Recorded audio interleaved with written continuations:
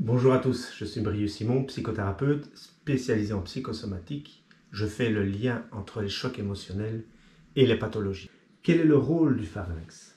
Et vous allez me dire, le pharynx, ça fait partie du tube digestif, il y a la bouche, le pharynx, et puis ça rentre dans l'œsophage, et puis l'estomac, et puis ça fait, le bol alimentaire fait tout son chemin.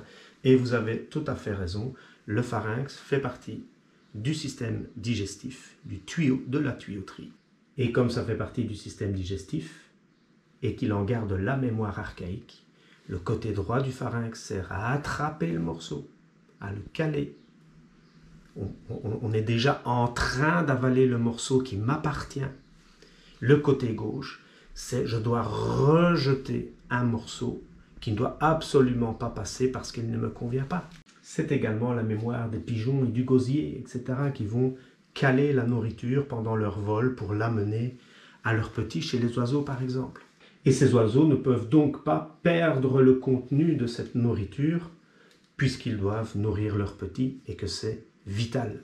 Donc si vous avez un problème de pharynx, c'est qu'à un moment donné, vous n'avez pas pu assimiler un morceau de nourriture, réel, symbolique ou virtuel, côté droit du pharynx, côté gauche du pharynx, vous n'avez pas pu relâcher, évacuer, recracher un morceau de nourriture, réel, virtuel ou symbolique, qui ne vous convient absolument pas. La phrase typique des personnes qui souffrent de ça, c'est « ça m'est resté en travers de la gorge ». D'autres diront « ce qu'il m'a dit ou ce qu'il m'a fait, je n'ai jamais pu l'avaler ». En termes plus humains, les gens vont plutôt exprimer des mots comme « acceptation ». Je n'ai pas pu accepter ce qu'il m'a fait.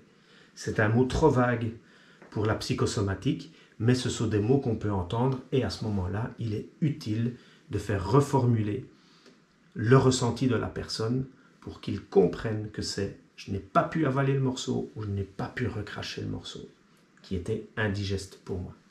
Merci d'avoir suivi cette vidéo qui fait du lien entre les chocs émotionnels et les pathologies. Je vous dis à bientôt.